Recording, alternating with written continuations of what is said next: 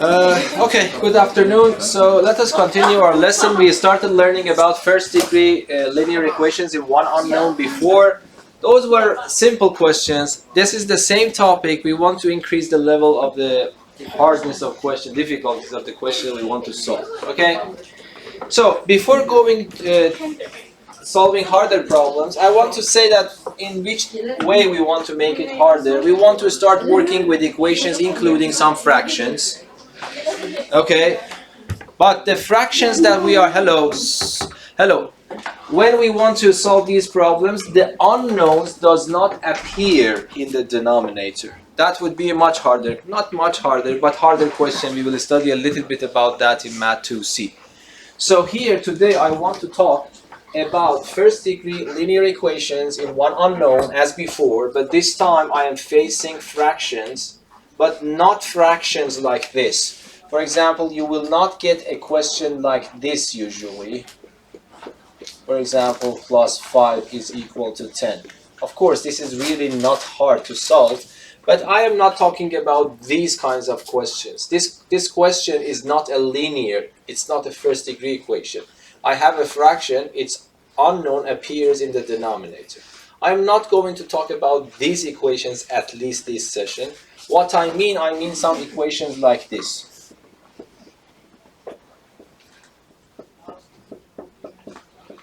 Okay, this would be sometimes, probably I will cover this a little bit later, but today we want to talk about in equations of on one unknown so that you have some fractions, one or more fractions involved in the equation. Yes? Okay, so let me start with a very simple example. For example, I give you x over 2 plus 3 equals to 5. Let me solve this equation for you first. This is a very, very simple equation. You don't need to know any new rule to solve this equation, but I would prefer you to learn the new rule because it will help you to solve the equation faster and more efficient. That is my goal. If you really want to follow the previous method, you need to interpret this fraction in a way so you can say this is nothing except 1/2 x plus 3 is equal to 5. So that is how you interpret that equation. Then you can follow exactly the same rule as we have learned so far. Meaning, keeping the unknown on the left, moving the terms, constant terms to the right, and keeping track of these sign changes. So for example, 5 is already there. I move positive 3 to the right, it becomes negative 3. And it becomes 1/2 x is equal to 2. And what I am supposed to do, I have to make x alone. So what I need to do, I can just multiply by 2, yes, to get rid of this 1/2 here. Or you can say that I divide both sides by 1/2. So let me just divide both sides by 1/2. If I divide this by 1/2, it becomes x. And if I divide this by 1/2, in principle, you should be able to do it quickly. If not, you write it as 2 divided by 1/2. And then you write 2 times, you need to write the reciprocal. And the answer would be 4 over 1, which is 4. So finally, what you get as the answer is 4. Okay? But I want, of course, if you write this, that's completely okay. That's correct. But I want you to learn how to do it a little bit faster and more efficient, especially if the equation is a little bit more involved than what you see here. My preference is to get rid of these fractions as soon as possible. So what I want to do, if I want to solve this equation, so let me change my color to show you the alternative. So let us concentrate here. First thing that I ask myself is that I want to get rid of all fractions if possible. So there is only one fraction involved. If I want to get rid of a fraction, I have to multiply that fraction by its denominator, the one in the bottom, yes? Because if I give you a over b, and if I ask you multiply this by b, what would be the simple answer? It would be a. Please do it quickly. Do not multiply this by denominator and divide, even though the answer would be correct. But learn to simplify before proceeding, okay? So here I would say that I multiply this by 2. Okay, so what I do, I will multiply this equation by 2. But I can not only multiply the left-hand side by 2, because because I am asking, I want to make these two equal. If I just multiply the left-hand side by 2 and not do the same thing for the right-hand side, this equality will no longer valid, yes?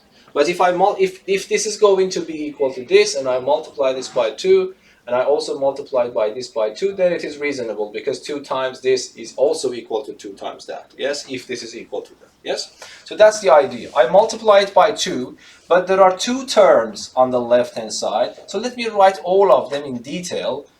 But I multiply the first term by 2, I also multiply, so let me just do it completely step by step this time. I multiply the left-hand side by 2, I also multiply the right-hand side by 2. So if you tell me that these two numbers are equal, then it is guaranteed that 2 times of this one is also equal to 2 times of that one. This is the reason that I, in principle, can write this, yes? And then you know distributive law, so you can multiply this here and there. But when you multiply, so let me just write everything in detail. Once, and then 2 times 5. And then what happens? 2 times x over 2, what would be the answer? It would be x. And then the next one is 6, the next one is 10. So you immediately get an equation without fractions. And usually equations without fractions are simpler to solve. So that is the thing that I want you to learn. Even though, do you remember, I just solved that without multiplying, and I get 4. What is the answer from here? I move 6 to the right, it becomes 10 minus 6, the answer becomes 4. Yes? And I don't want you to write all these steps, but I want you to understand all these steps. Okay? So what I do, if I give you this, let me just write it again. X over 2 plus 3 is equal to 5. I multiplied both by 2. You can just explain. Multiply both sides by 2, and then you can do it in your head. It's much better. Okay? I multiply this by 2, it becomes x. I multiply this by 2. I multiply this by 2, 10, and then solve this equation. So the answer would be 10 minus 6, which is 4. Yes? So that is the idea. So let me, for example, give you another one. So here I would write 2x over 3 plus 5x over 6 is equal to, I don't know, for example, let me write x over 12 plus 5. We want to solve this equation. In principle, you really don't need to follow what I told you here, but it becomes much harder, okay? And this is the last time. I want to solve it with 2 different ways so that you can compare really which one is better, and then might be you appreciate it more, the method that I described you here, and then you follow that one. If I really don't want to use this method that I told you here, what I have to do is, so let me write method number 1.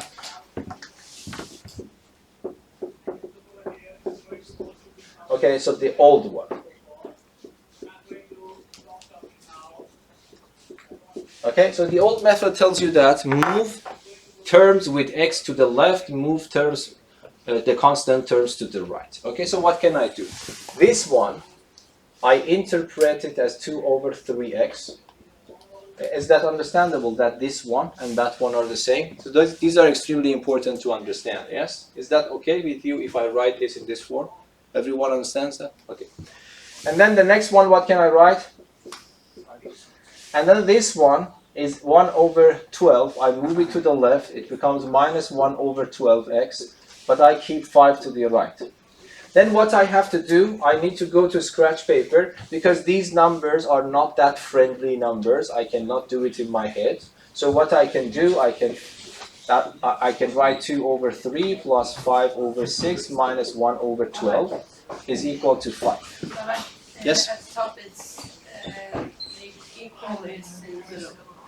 Yes, I move this to the left. Oh, yes. Yes, I am doing it actually a little bit quickly, because this is not the one that I want to teach you. So I move this to the left, make it negative, and I move this quality here, and then 5. Yes? Is that understandable? But then this number might be you need to use your calculator or go to a scratch paper. So you write 2 over 3 plus 5 over 6 minus 1 over 12. So what is the common denominator? But let me just do the common denominator quickly. It is 12. So 12 divided by 3 4 times. You multiply 4 here, it becomes 8. And then you have plus. 12 divided by 6 2 times, and you multiply it by 5, it becomes 10. It is faster in this way. And then you have a negative. 12 divided by 12 1 times, you multiply 1 by 1, becomes 1. And then you simplify that, it becomes 17 over 12. Yes or no? So then instead of this expression, I have to write 17 over 12, x times equals to 5. And then I want to make x alone. So what I have to do, I have to divide everything by this coefficient. When I divide everything by this fraction, x becomes alone. But then on the right hand side, I have 5 divided by 17 over 12. Yes? And then what can I do? I can simplify that by writing 5. Instead of division, I write multiplication. But instead of that, I would write 12 over 17. And then you multiply 5 here, it becomes 60 over 17. So you see, you really don't need a new lesson from me to be able to solve this one. But the reason that I am repeating it again, and I think this has been done in your book as well, now I want to do it a little bit more efficient. If I want to solve this problem, because it's harder to work with fractions, I ask myself, is it possible to get rid of all fractions in one go? And the answer is yes. So what was serving as a least common denominator was 12. So I start multiplying everything by 12. Okay? But this, I usually see students actually making mistakes. Not because they get it wrong, they make it harder for themselves. So don't multiply before simplification. That is the whole point of this method. If you want to do messy calculations, you just continue this one. The reason that you want to multiply is to make it simpler. So what I do, if I want to write it patiently, so let me start from again, assuming that this problem is given to me and I want to solve it from scratch using this new method. So let me write method 2. Okay, first of all, I concentrate on the denominators. One of them is 3, the other one is 6, the other one is 12. What is the other one? 1, which is not written. Yes? So, and between these 4 numbers, 3, 6, 12, and 1, I will find the least common multiple. The least common multiple is a number which is divisible by these numbers simultaneously, and it is the smallest one. So which one will serve as the least common multiple between these numbers? 3, 6, 12, and 1. Which one? Or something else? A number which is divisible by all of them, and it is the smallest number with that property. Yes? 3. No, that is divisor. So you said 3 is the divisor, even though 3 does not is not a factor of 1. Yeah, what's that? 12. 12 itself. Is 12 divisible by 3? Yes. Is 12 divisible by 6? By 12 and by 1. And can you find a smaller than 12 which is simultaneously divisible? If you say 6, yes, 6 is divisible by this, but not with 12. Yes? So you need to find the smallest possible number with that property. And when you realize that, to show me in the exam that you understand that, you multiply the left-hand side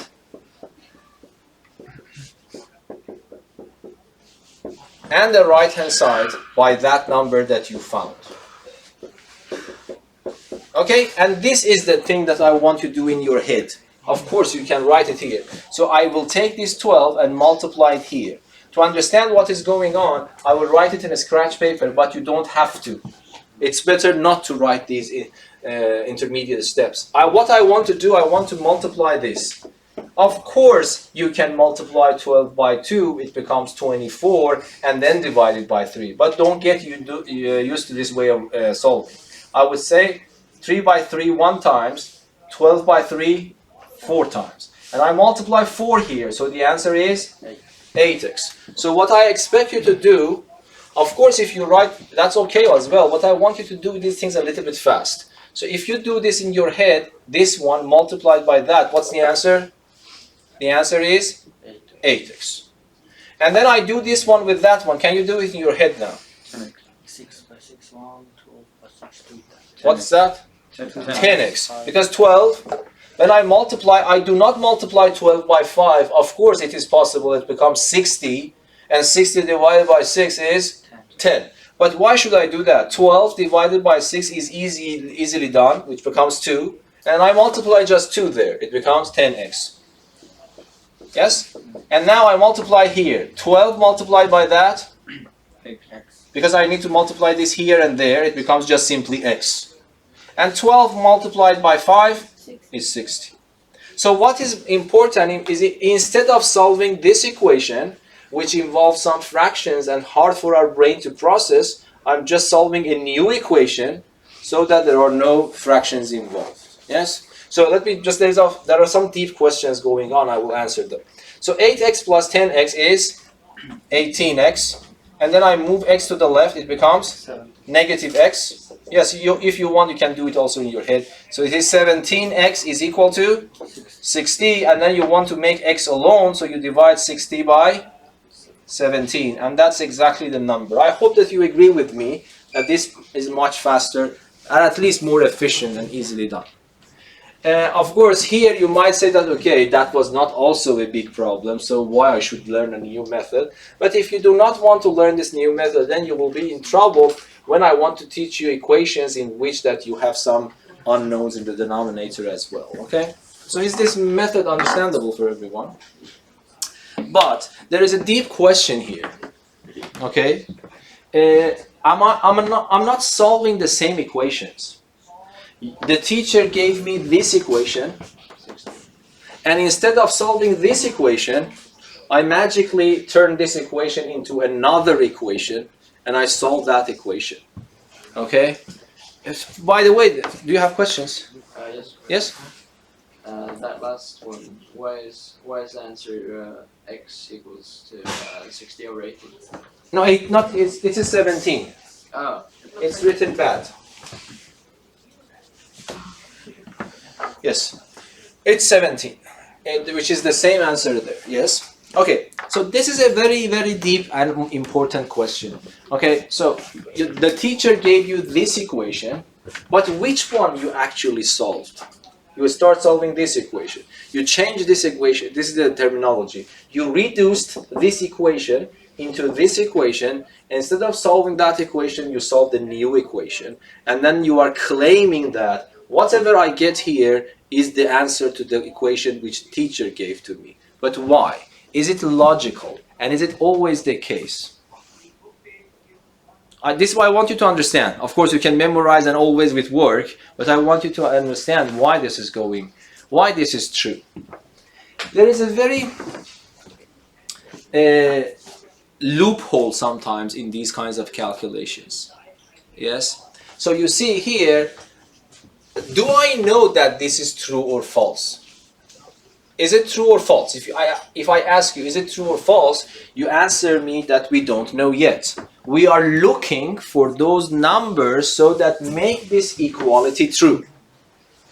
Then I am saying that instead of making this equality true, don't think about this. Make this equality true. Whatever makes this equality true makes this equality true as well, which is not trivial. Yes? Yes or no?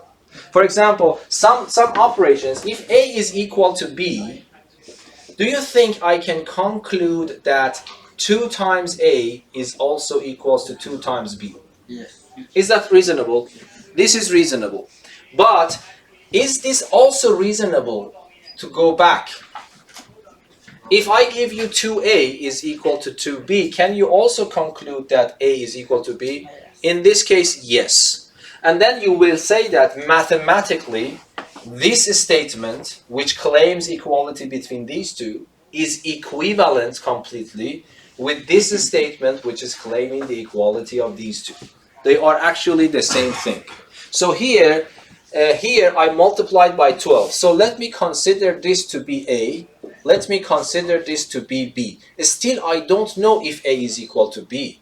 I am looking for those values for X so that A becomes equal to B. It's not guaranteed yet. So my goal is to make A equals to B.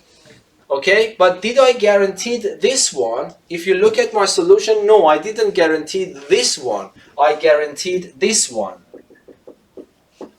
Yes, I multiplied both sides by 12, and then the solution that I found is indeed making this equality true. But this equality and this equality are equivalent.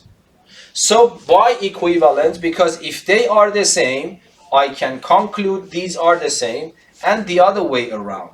So this arrow goes in two ways. So whenever this goes in two ways, this means that these two statements are mathematically equivalent.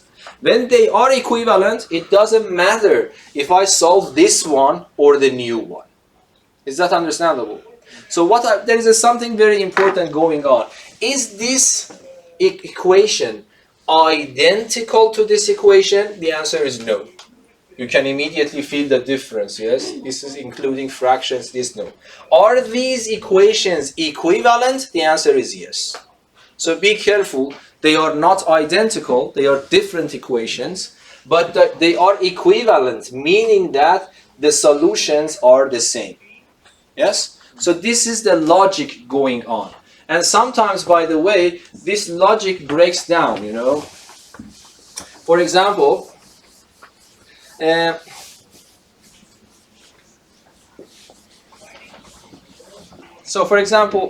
me ask you a question about this. We want to solve this equation. This becomes later a little bit, equals to -1. Yes, I'm looking for those values of x so that the output of this becomes -1. Let me see what I am doing. I take both sides and raise them to power 2. Yes? And then can you tell me what can I write instead of this? I have a square root and I am raising it to power 2. What will happen? It becomes x plus 1. What will happen for the right hand side? 1. It becomes 1. And what is x? 0. Yes? So I say that this is the solution. But it is clear it is not a solution. Why? Because what is the property of a solution? The solution should satisfy the original equation. Okay, let us check if this is a solution or not. I take it and put it here. It becomes, the left-hand side becomes what? Square root of 0 plus 1, which becomes the square root of 1. What is the square root of 1? 1. But the right-hand side is -1. So that's not correct. Even though what I have done is reasonable. This is very, very important. You understand that. Did I solve this equation? No. I solved this equation. And I got the answer 0. And the problem is that I was so unfortunate that this equation and that equations are not equivalent. So the answer that I got for this one is not the answer for that one. Is that understandable? And the reason is clear. Because I can go in this direction. This is valid. This is also valid. This is also valid. So I didn't do anything wrong at all. But the point is that to make this method working, these two statements should be equivalent. It means that I should also be able to go back. Okay? This is extremely important. Do you think from here I can go back and conclude this? Yes. This is yes, thank you. Because if x is equal to 0, x plus 1 is definitely equal to 1. So going back from this step to the previous step is working. Do you think that this will work from here?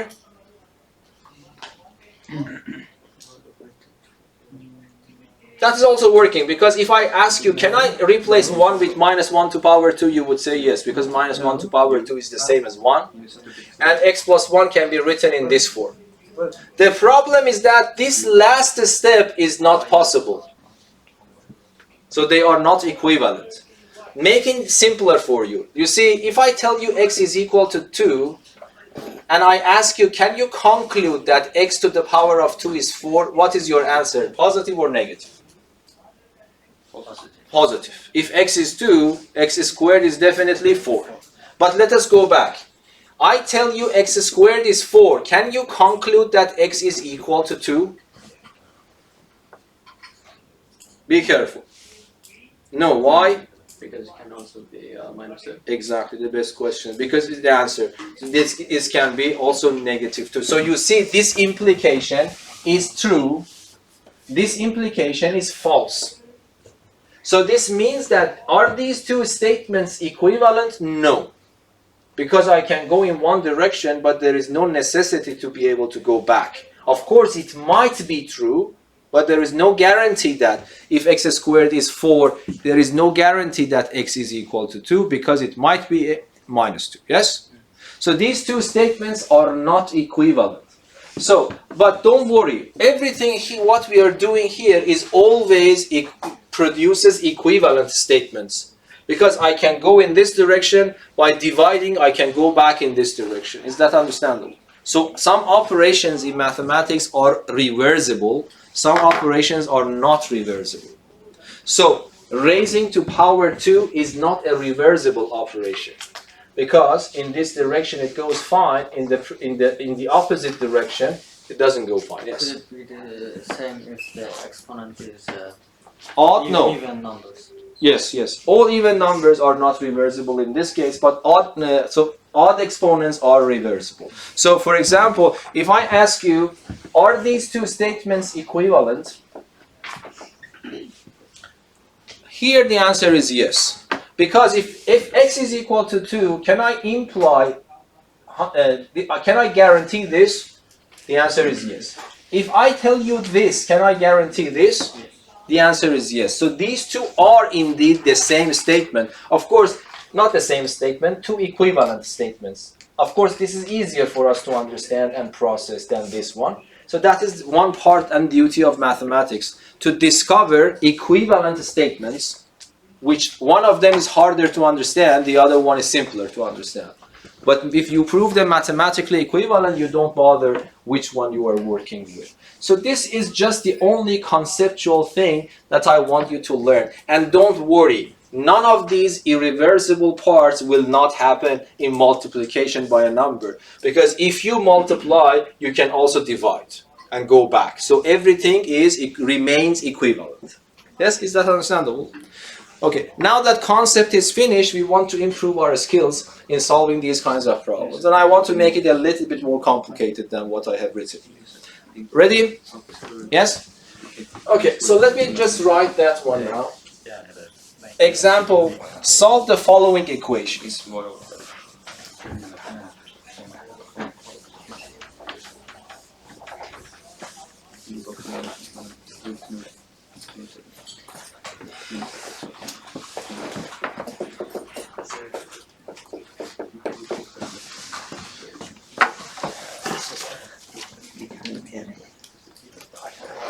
Solve. Let me make it short, okay? So, let me make it a little bit more complicated. So, 7x plus 9, the whole expression divided by 4 is equal to plus x is equal to 5x over 2 plus 3. Okay, let me solve this one for you as well. I will solve two more and then give you practice. Okay, give you time to practice on the other ones. So, can you tell me, first of all, do you see that this is a first degree linear equation, because the unknown appears in the numerator and the highest power of x that appears is 1. So that's a linear equation. And it is in one unknown because there's only one letter involved. Instead of solving it using the old method, I just want to use the new efficient way. So how many fractions are involved here? So actually, yeah, we can say 1 here and there. So the denominators are important for you. One of them is 4, the other one is 2. Between 4 and 2, you need to find a number which is divisible by 4 and 2, and it is in lowest term. So what did you choose? 4. Yes? 4. And you multiply everything by 4. On the left-hand side and on the right-hand side. So I would prefer, in the exam, I want you to write this to show me that you understand what's going on. But if you want to do it fast, or in multiple choice questions, you really What you need to do is just to convince yourself that you are doing it right. Okay, so this one. But what I want you to do, I want to multiply this 4. How many terms are involved? One of them is here, the whole package, and the other one is here. So I need to take this 4, multiply it here and there. But can you do it in your head? When I multiply 4 by 4, what will happen? This 4 and that 4 will cancel each other. So what is left? You divide, it is 1 left. So you need to multiply 1 which is left in this division by the numerator. But you have to put a pair of brackets around that. This is done. I go 4 and multiply it by x. What's the answer? It's very simple. It's just 4x. And I go here. I multiply 4 by this in your head. What's the answer? What's the answer totally? 10x. 10x. 10x plus 12, yes. Is that understandable for everyone? So I multiplied, I didn't, even though this is so simple that if I multiply it becomes 20 divided by 2 is 10, but this is not the way that I did it. I divide 4 by 2, it becomes 2, and then multiply 2 by 5, it is 10. So the numbers are so small that it doesn't make so much difference, but don't get used to this way of doing it. Okay, and do I need to put this 1 in principle? 1 multiplied by everything is the same thing. So let me just clean it. Okay, so you see, this question was a little bit more complicated. By multiplying that, you get a very simple equation, and even you can do it in your head. Let us do it in our head. 7x plus 4x is 11x. You move 10x to the left, what happens? Minus, which is 1x. So that's x.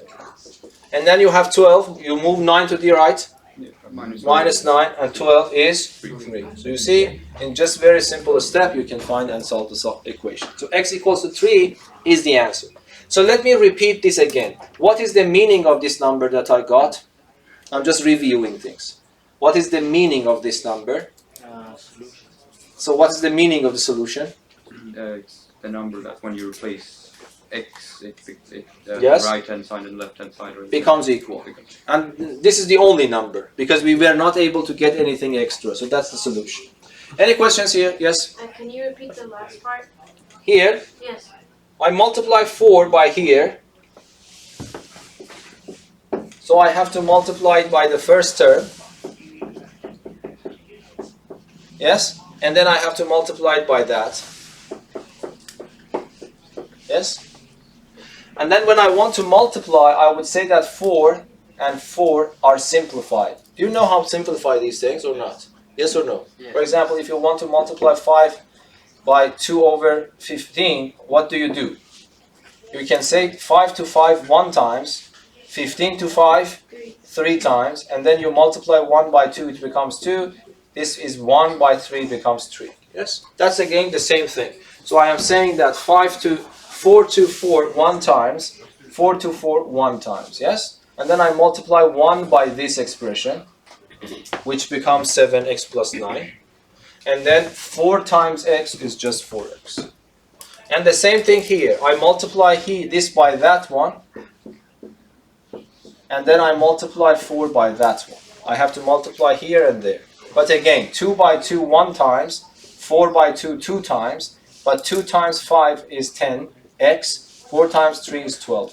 That's what I have written. Yes or no? Okay.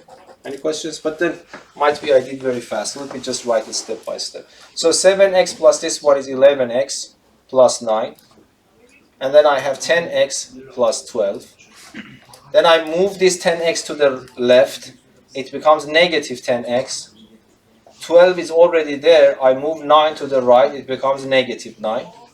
But 11x minus 10x is just x. 12 minus 9 is 3. Yes? Understandable? Okay.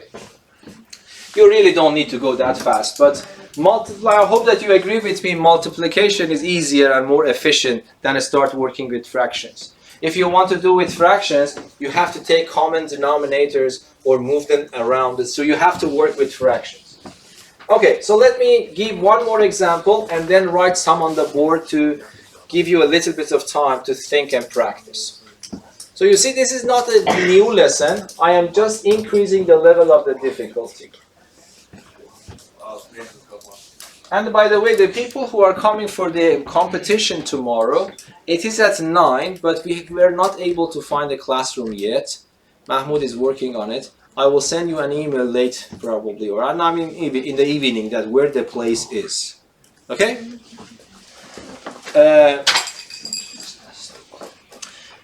And the exam is at 9 o'clock, so because it is all over Sweden, we are not allowed to even start 5 minutes late. And you are not allowed to leave the session.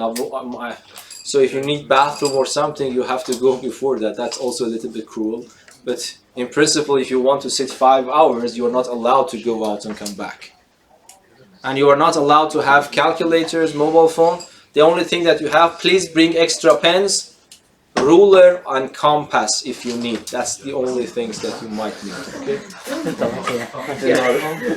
Not compass for orientation. Compass is this one that you draw circles. Yeah, compass in English refers to 2 words. One, you find the way using that. Compass is that instrument. Have you seen that? There's a needle here and there's some, and then you can draw. That's also called compass. Okay. Yeah. Okay, so let me write another one for you. This time I want to give with negative signs. So number 2, 4x plus 3 divided by 5. This one is important, so let me put in a star, because I usually see students make this mistake here. Minus 2x minus 3 divided by 3 is equal to x minus 1 divided by 6. Okay, that's a good question. Let us try to solve that. By the way, if I ask you right now, can you guess the number? You see, it is not easy to guess. Even I cannot guess. So what I'm saying is that systematically we come to the answer. So that's a really method. It's not just guessing. Okay, this is a higher level question. So you want to solve this equation, but still it is categorized here. It's a first degree equation, because x appears in the numerator only, if it appears, and the power is at most equal to 1. So it is linear or first degree. It is in one unknown, because x is the only unknown in this problem. So it's categorized under this title. Okay, so how should I solve that? Here I faced 3 fractions, so the numbers in the denominator are important for me. So 5, 3, and 6. I need to choose a number which is divisible by these 3 numbers simultaneously, and it is of course the lowest possible number, yes? 30. Yeah, it seems 30, agree? You cannot find less than 30, yes? I've forgotten, what was the trick again to find the lowest? If you really want to find the trick, you really need to factorize them. 5 is already factorized because it's and 3 is factorized, and 6 is 2 times 3. Yeah. And then you need to pick all factors that you see. How many factors are involved? One of them is 2, the other one is 3, the other one is 5. And you need to choose the highest power. Oh yeah. But highest power is 1, Yeah. 1 and 1. So you multiply them, it Okay. becomes 30. And you see that I do not repeat 3 2 times, I repeat 3 1 time. Yeah. If you multiply them, it becomes how much? It becomes 100, it becomes 90. Okay? 90 also works, but please do not get used to multiplying. You are making things harder. Not for numbers. Later, we will study those equations with x in the denominator. If you want to just multiply everything, that will not work. Okay? So let me see what happens. So the number that we want is which number? 30. So let us do it patiently again. So I multiply 30 on the whole expression. Be careful here. Minus 2x minus 3 divided by 3. I will multiply 30 on the right hand side as well. So be careful about these technical problems. So you see, I multiply this by this whole package here. But do not multiply 30 in the numerator, even though it is correct, it is not wrong, but this would be useless if you want to make the problem bigger. If I multiply 30 here, instead of working with 4, I have to work with 120. And if I multiply 30 here, instead of working with 3, I have to work with 90. So I am not making the problem simpler, even though the problem doesn't change. But the problem is harder than the previous one, which is not very logical or sensible. So what should I do instead? Before multiplying, I would say that this one and this one can be simplified by dividing this by 5 1 times, dividing this by 5 6 times. So 6 is left for me. Don't be in a hurry, so let me write everything in detail. So 6 will survive. And then you have a negative sign here, so put this minus sign. And do the same process. 30 and this one can be simplified. How much will be left from here by simplification? 10. 10 is the number that you have to multiply.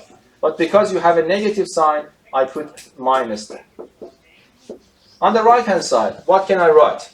6 and 30 can be simplified. What is left? 5. So I need to write 5 multiplied by the whole expression. Some students just multiply 5 by the first one, which is wrong. This is the correct way of writing. Just I want to wait a little bit. Is this line understandable for everyone? Yes? Good. Now, remember, I have to multiply this inside both of them, not just the first one. So this becomes 24x plus 18. And then I multiply minus 10 inside. Be careful. Minus 10 times 2, minus 20x. Minus 10 times minus 3 is positive 30. On the right hand side, I will have 5x. Yes? And then I simplify these two, it becomes 4x. 18 plus 30 is 48. On the right hand side, I have 5x minus 5. And then I have 4x. I move minus 5x. I move 5x to the left, it becomes negative. Minus 5 is already there and negative. I have to move 48, so it becomes negative. So let me continue here. So then 4x minus 5x is negative x. Yes, it is negative 1x, but we don't write negative 1. Of course, it is not wrong. Minus 5 minus 48 is 53. But still it is not solved because x is not completely alone. I need to get rid of this negative sign. So I multiply by negative sign if you want, or you just divide by minus 1, whatever you think about. The answer becomes what? I should do the same thing on the right. The answer becomes 53. So it was really not possible, I would agree. Hopefully you agree with me, it's not possible to just randomly guess what the answer would be. But now we realized there is only one unique number that satisfies this equation, meaning that if I replace x with 53 and calculate the left-hand side, do the same thing for the right-hand side, the numbers at the end will match. And that's the only number with that property. Is that understandable? Okay, so that is the whole lesson, but you need to improve your skills. So I will pause recording so let me just write some of them for you here, and I want to wait for you to solve it for me, okay?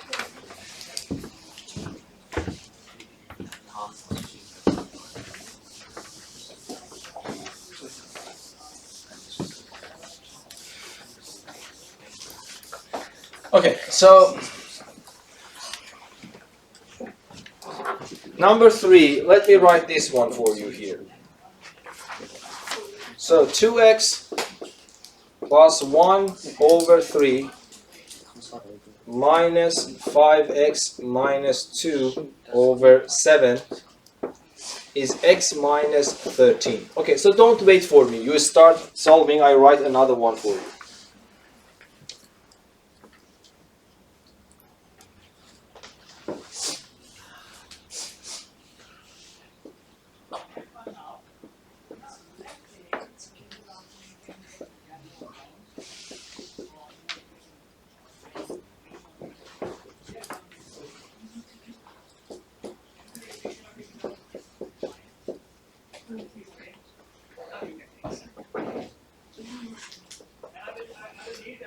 Yeah, so I will wait for you to solve these two problems. Okay, so since we have to finish, but did you solve the first one? Yes. What is your answer, Abdurrahman? X is any real number you can imagine. Zero. No, if there are two different things. If you say any real number, that might be the case, but why you choose 0? How many of you agrees with Abdirrahman? Do you have any answer? 13. Okay. What is your? Minus 12. Minus 12. So we have different answers now. Yes. Okay. So let us see how this will work. Okay. So at least I can solve one of them for you. So which number we am supposed to multiply both sides by? What's the number? Here, this is inevitable. That number is 21. So I have to multiply everything by 21. Yes, sir. This is extremely important. This is you that you can help yourself right now here. I have played my role, but you need to understand why you made a mistake if you have done any mistakes. So I multiplied 21 on this package and that package, but 21 and 3 can be simplified. I do it in my head. How many times left? 7 times. I have to multiply 7 by the whole numerator. Yes? And then this is negative. 21, when I multiply it here, I do not multiply it even though I can, but the reason is I can simplify it. 21 and 7, how many times? 3 times. So I have to multiply 3 by the numerator. But then here, just 21x minus 13. Let me just copy and paste. Of course, you can start multiplying right away. But the rest of it is just multiplication. 7 times 2x is 14x. 7 times 1 is 7. Minus 3 times this is minus 15x. Be careful. Minus 3 times minus 2 is positive 6. Yes? If you have made a mistake somewhere, you need to detect it yourself. So 21 times x is 21x. So that is 210 and 63. 270. Is that right? Yes. And then I have to simplify. 14x minus 15x is minus x. 7 plus 6 is 13. On the right hand side I have 21x minus 273. I move this to the left. It becomes minus 21x. I have minus 73 there. Minus 13. This becomes minus 22x. This becomes minus 286. And then I divide by minus 2012. X becomes alone, so it becomes minus 286 divided by minus 22. And then you can simplify.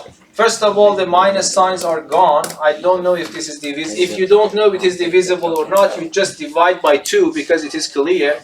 If I divide this by 2, it becomes 143. If I divide this by 2, it becomes 11. And 143 divided by 11 simply becomes 13. So Abdirrahman, you need to know where you have made a mistake. Okay, that is very good. If you know, you need to teach yourself. You'd never ever do that mistake again. Because this is not something hard. I know that you know how to solve the problem. You made some mistakes somewhere. Is that understandable for everyone? Yes or no? Okay, I really want you to continue on solving this one at home. I will write it on Google Classroom, but then we continue with our next lesson tomorrow. Thank you very much.